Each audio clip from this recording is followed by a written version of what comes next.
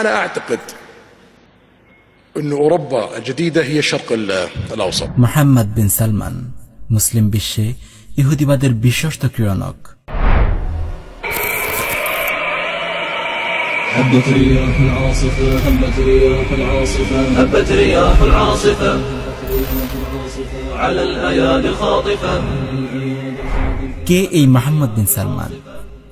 মধ্যপ্রাচ্যের বহুল আলোচিত ব্যক্তিত্ব, সৌদি আরবের বর্তমান বাদশাহ সালমান বিন আব্দুল আজিজের পুত্র।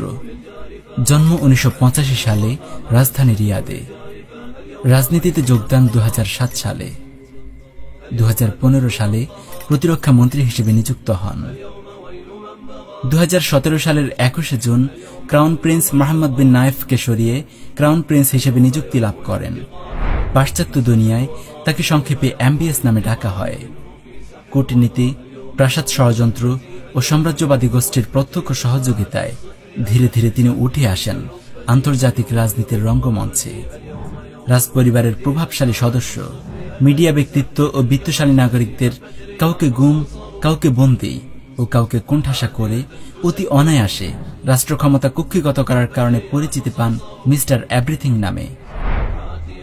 বিন সালমানের ইসলাম বিদ্বেষী এজেন্ডা প্যাকেজ ভিশন 2030। 25 এপ্রিল 2016 সালে মোহাম্মদ বিন সালমান ঘোষিত ভিশন 2030-তে অর্থনৈতিক পদক্ষেপের পাশাপাশি একটি বড় অংশ জুড়ে আছে শিক্ষা ও সাংস্কৃতিক এজেন্ডা। এটি মূলত জাজিরাতুল আরবের সম্ভাবনাময় ভূমি থেকে বিশুদ্ধ ইসলামী ভাবধারা ও সংস্কৃতিকে ঝেঁটিয়ে বিদায় করে সেখানে মডারেট ইসলামের নামে সর্বনাশে ইউরোপীয় বস্তুবাদী শিক্ষা ও ভোগবাদী সংস্কৃতি আমদানির একটি সুপরিকল্পিত নীলনকশা। ভিশন 2030 ইসলামের বিরুদ্ধে প্রকাশ্য যুদ্ধ ঘোষণার নামান্তর। ভিশন 2030 এর কতিপয় দিনভিত্তিক agenda: 1. Red Sea luxury resort project. হেজাজ উপকূলের উত্তরাংশে উলমুজ ও আলওয়াজ শহরের মাঝামাঝি এলাকায় তরুণদের বিনোদনের জন্য এক বিশাল বিলাসবহুল বিচ রিসোর্ট নির্মাণের প্রকল্প হাতে নিয়েছে সৌদি কর্তৃপক্ষ। এটি ভিশন 2030-র একটি গুরুত্বপূর্ণ প্রকল্প। 2. বিনোদন সেক্টর। বিনোদনের নামে আরব তরুণদেরকে পাশ্চাত্যের সর্বনাশা অবাধ যৌনাচারের দিকে ঠেলে দিচ্ছে বিন সালমান। 2016 সালের মে মাসে বিনোদন কর্তৃপক্ষ আরব তরুণদের বিনোদনের জন্য $2 মিলিয়ন বিনিয়োগের একটি রাষ্ট্রীয় ফরমান জারি করে। 2017 সালের মে মাসে রিয়াদে মার্কিন গায়ক টবি কিথ ও সৌদি গায়ক রেবে সাগার যৌথ অংশগ্রহণে অনুষ্ঠিত হয় ইতিহাসের প্রথম লাইভ কনসার্ট।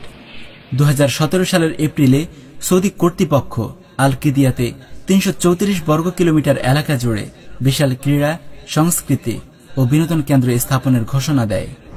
2018 সালে রিয়াদে অনুষ্ঠিত লাইভ কনসার্টে পরিবেশিত হয় গান ও উদ্দাম নারী নৃত্য।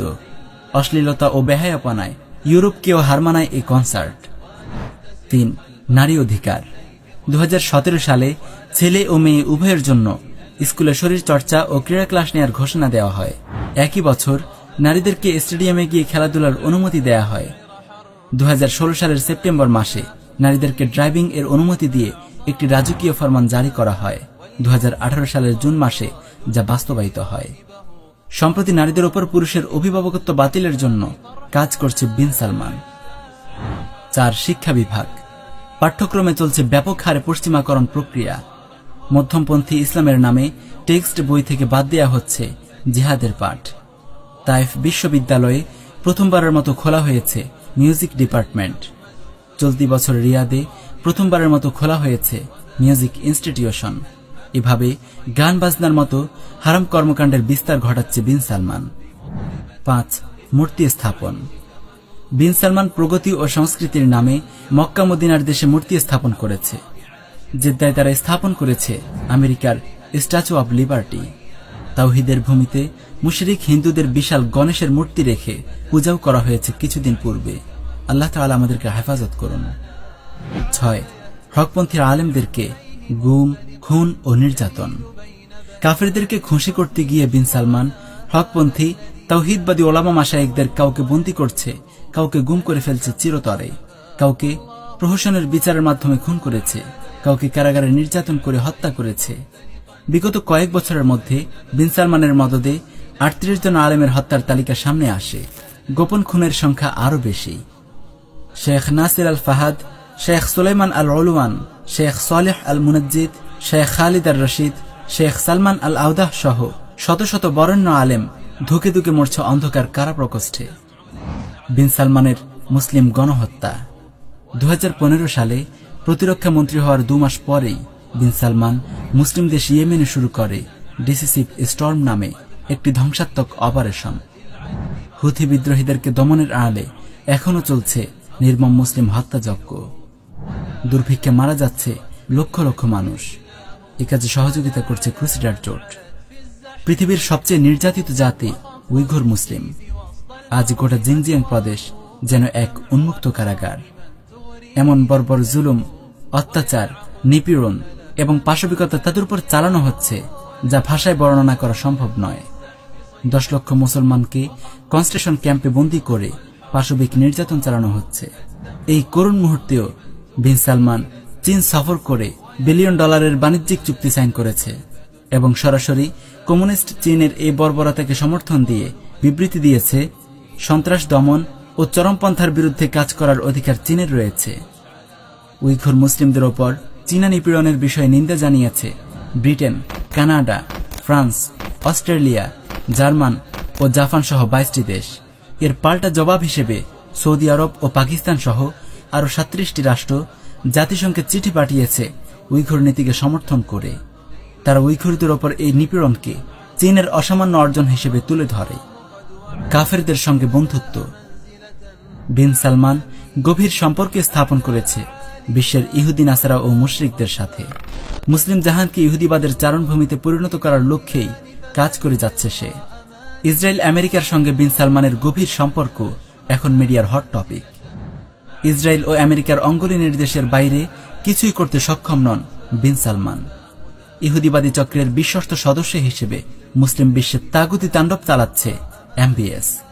এমনকি ফিলিস্তিনে ইহুদি আগ্রাসনের ব্যাপারে তার বক্তব্য হল, ফিলিস্তিনি ও ইসরায়েলি উভয়ের আপন আপন জায়গার মালিক হওয়ার অধিকার রয়েছে। কত জঘন্য বক্তব্য! মুসলিম বিশ্বে তার জঘন্য কার্যক্রমে অত্যন্ত সন্তুষ্ট মার্কিন প্রেসিডেন্ট ট্রাম্প। তাই তাকে রীতিমতো বন্ধু হিসেবে স্বীকৃতি দিয়েছে মুসলমানদের রক্তখ্যাত এই প্রেসিডেন্ট। 2. ভারতের সাথে গভীর সম্পর্ক। মুশরিক ভারতের সঙ্গে বিন সালমানের আশ্চর্য মৈত্রী স্থাপিত হয়েছে। একদিকে মুশরিকরা ভারত ও কাশ্মীরে মুসলিম গণহত্যা চালাচ্ছে, আর অপরদিকে বিন সালমান তাদের সঙ্গে $1 বিলিয়ন বাণিজ্যিক চুক্তি স্থাপন করেছে। $1 মিলিয়ন সাহায্যের পসরা নিয়ে তাদের দুয়ারে হাজির হচ্ছে, তার সঙ্গে গভীর প্রণয়ে হাত মেলাচ্ছে। These leaders are more pro-Israel than a lot of Jews.